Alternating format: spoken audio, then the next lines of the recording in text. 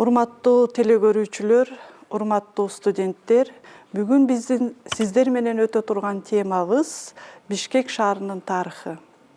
Албетте, биздин сүйүктүү шаарыбыздын тарыхы ар бир биздин Бишкек шаарынын жашоочуларын кызыктырат деп ойлойбуз.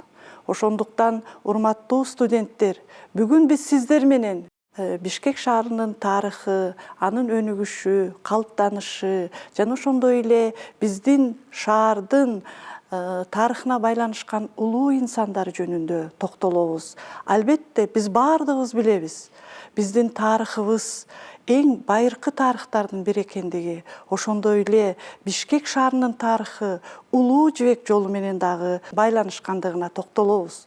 Ошондой эле биздин шаардын тарыхы кыргыздар менен бирге эле башка улуттардын тарыхы менен, алар качан көчүп келишкен, кайсы көчөлөргө жайгашкандыгына дагы токтолобуз. Ошондой эле биздин сүйүктүү жашыл шаарыбыздын, жашыл шаардын негиздеген инсандарга дагы токтолуп кетмекчибиз. Урматтуу студенттер, анда биз сиздерден дагы сурап көрсөк, ушул биздин сүйүктүү шаарыбыздын тарыхын сиздер канчалык деңгээлде билесиздер? Мына ошого кайрылып кетсек деп ойлойбуз.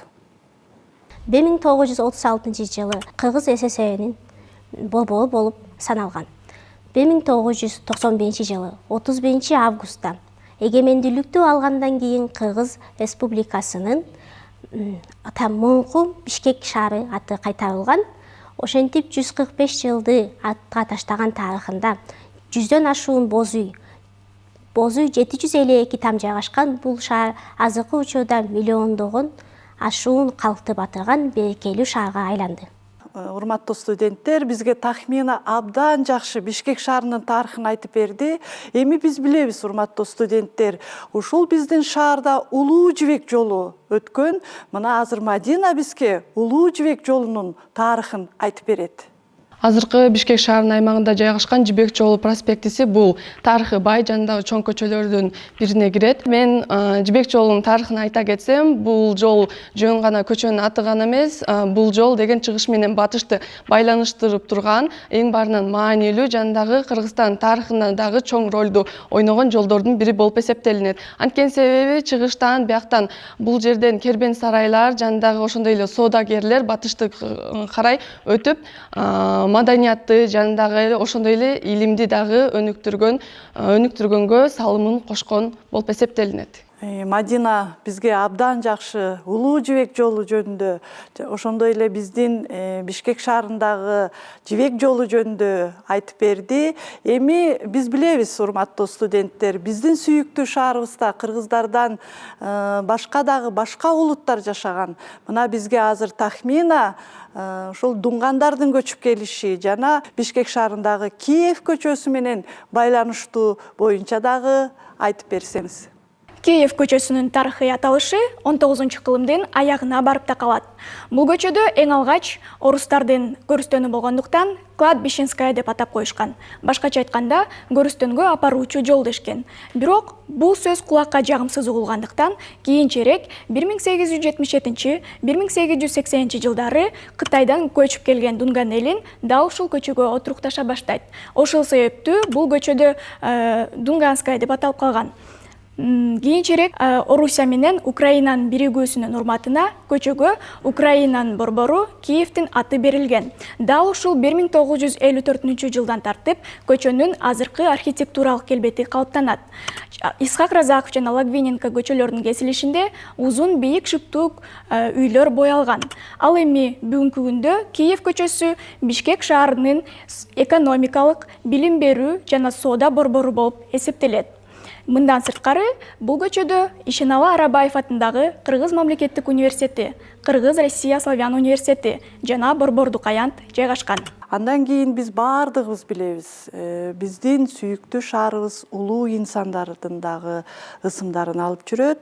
Алардын ичинде Токтогул Сатылгановдун дагы атындагы көчө бар, ошондой эле Токтогул Сатылганов атындагы адабий музейибиз дагы бар.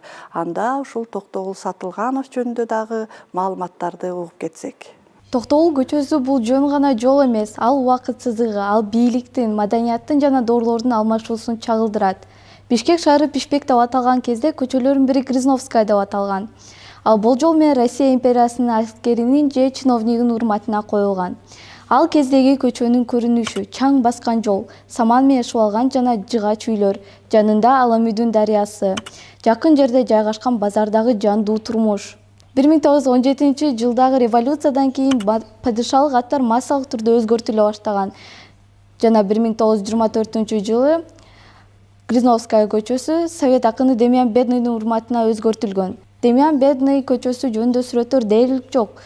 Бирок ал кезде фабрикалар жана транспорт пайда болгон. Бирок ал болгону 14 жылга гана колдонулган. 1938 жылы Токтогул Салтыгановдун урматына коюлган. Анткени ал комузчу, төкмө акын, адилетсиздиктин сынчысы. Анын образы советтик улуттук саясатка дал келген. Азыркы Токтогул көчөсүнүн көрктөрүнөн баштасам, булар музейлер. Биринчиси Токтогул Салтыганов атындагы музейи. Бул кичинекей бирок маанилүү маданий борбор. Башка музейлерден айырмаланып, ал кыргыз элинин жүрөгүн сактайт. Байыркы жазмаларын, ырларын жана музыкасын. Андан кийин Сүймөнкул Чокморов атындагы музей өнөрканасы. Ал уникалдуу мейкиндик, анда көркөм өнөр жана кино биргет. Жана анда сүрөтчүнүн процесси сакталган. Анда коноктор сүрөттөрүн, архивдик документтерин жана жеке буюмдарын көрө алышат. Жыйынтыктап айта кетсем, Токтогул көчөсү бул жөн гана жол эмес, ал тарыхты жана бүгүнкү күндү бириктирген Бишкек шаарынын руханий доорун чагылдырат.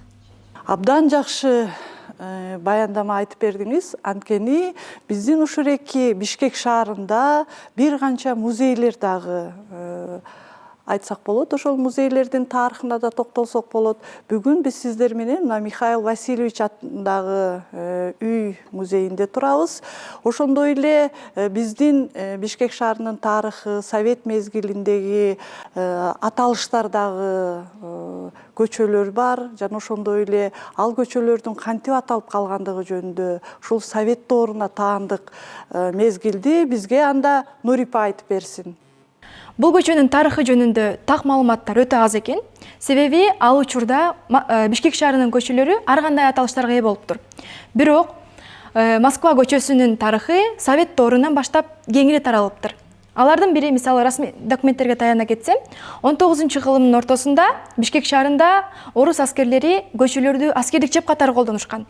Ошондой эле көчөлөрдү шахматтын тактайына окшоштуруп узун сызык менен чийишиптир. Дал ошол убакта Москва көчөсү пайда болуп, Пионерская аты берилиптир. Ал эми 1954 гана жылы бул көчө Москва көчөсү болуп аталып калыптыр. Мунун бирден бир себеби бул орус эли менен кыргыз элинин биримдиги жана ынтымагы. Жана дагы бул көчөлөрдө тарых окуялар да аз эмес. Алардын бири 1920 жылда жашап өткөн, мындай убакта өмүрүнүн айына чейин жашап кеткен Фурманов, белгилүү окумуштуу, жазуучу жана аскербашчы, дал ушул Москва көчөсүндө жашаптыр. Жана дагы азаттыктын жолундагы окуялар дагы аз эмес, алар революциялар. Москва көчөсү азыркы учурда мурункудан абдан эле айырмаланып турган. Бирок азыркы учурда ал көчөгө барганда көптөгөн мозаика үйлөрдү, же болбосо тактайдан, жыгачтан жасалган үйлөр да бар. Алар ошол дал илгери сакталып калган экен. Илгерки убактан бери сакталып калган экен. Демек, Москва көчөсү бул жөн гана көчө эмес, бул шаардын турмушунун, же болбосо кыргыз элинин тарыхы, баяндамасы жана көргөзмөсү. Ал эми азыркы учурда кыргыз эли Москва көчөсүндө кезилиштер көп болгондуктан тамашалап Москва көчөсү бул жол эрежелерди билүү көчөсү деп атап турушат экен. Абдан жакшы маалыматты ала алдык. Мына өзүңүздөр көрүп жатасыздар. Биз университеттен чыкканда Москва көчөсүнүн тарыхы менен тааныштык. Бул көчөнүн бул Россия империясы, андан кийин Совет мезгили, кийинки эгемендүүлүк мезгилине дагы түздөн түз тыгыз байланышкандыгына күбө болдук. Эми бизди улуу ата мекендик согушта белгилүү инсандарыбыздын атын алып жүргөн жана ошондой эле кандай көчөлөр бар экендигин, кандай парктар бар экендигин бизге азыр Айзерек айтып берет. Панфилов көчөсү Бишкек шаарынын тарыхый борборундагы негизги көчөлөрдүн бири. 1990 1941 жылга чейин бул көчө Садовая деп аталган. Бул көчөгө ысымы берилген Иван Васильевич Панфилов көрүнүктүү аскер башчысы, генерал-майор, Советтер Союзунун баатыры. Ал 1893 жылы туулуп, 1918 жылдан Кызыл армияга кызмат өтөгөн. 1941 жылдын июль айында Панфилов 316 аткычтар дивизиясын түзгөн. Бул дивизиянын курамына миңдеген кыргызстандыктар алынып, Фрунзе шаарында түзүлүп, Москваны коргоого жөнөтүлгөн. 1941 жылдын октябрь-ноябрь айында дивизия Москванын түбүндөгү салгылашууга катышып, 28 панфиловчунун эрдиги тарыхка кирген. Көчөнүн боюнда бир канча маанилүү объекттер жайгашкан. Алардын бири Кыргыз улуттук академиялык драма театры, 1980 жылдары курулган. Улуттук драматургиянын өнүгүшүнө шарт түзгөн маанилүү маданий борбор.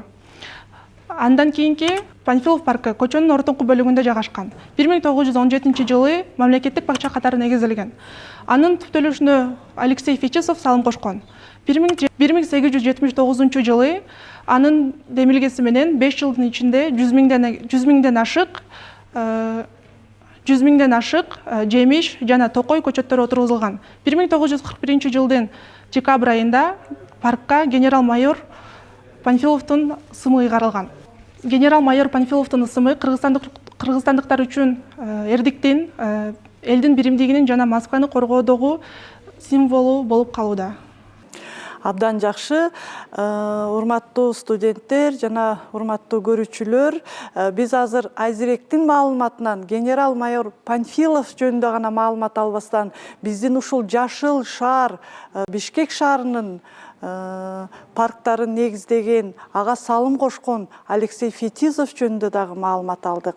Анда биз билебиз, ушул биздин шаардагы белгилүү улуу инсандар, анын ичинде агартуучулар дагы болгондугу, мына ошол эки агартуучу Касым Тыныстановдун атын алып жүргөн көчөгө дагы токтолсок, ал көчөнүн тарыхы эмне менен байланышкандыгын бизге айтып берсеңиз.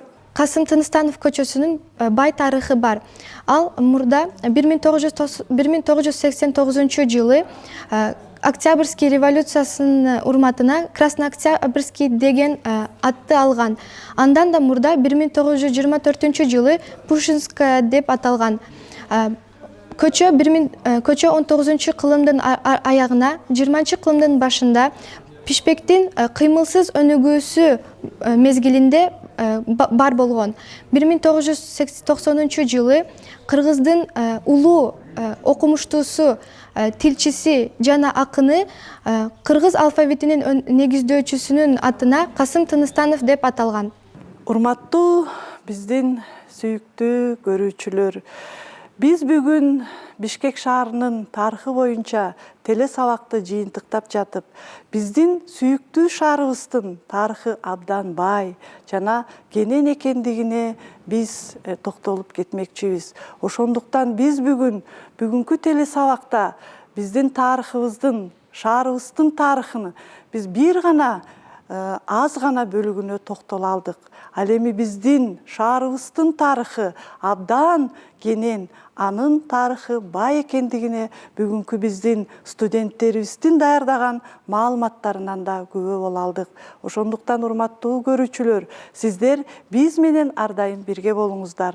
Биз кийинки теле сабактарыбызда шаарыбыздын ар бир бөлүгүнө, шаарыбыздагы жашаган белгилүү инсандар жана биздин шаарыбыздын көчөлөрүн алып жүргөн белгилүү инсандардын тарыхына дагы токтолмокчубуз. Саламатта туруңуздар.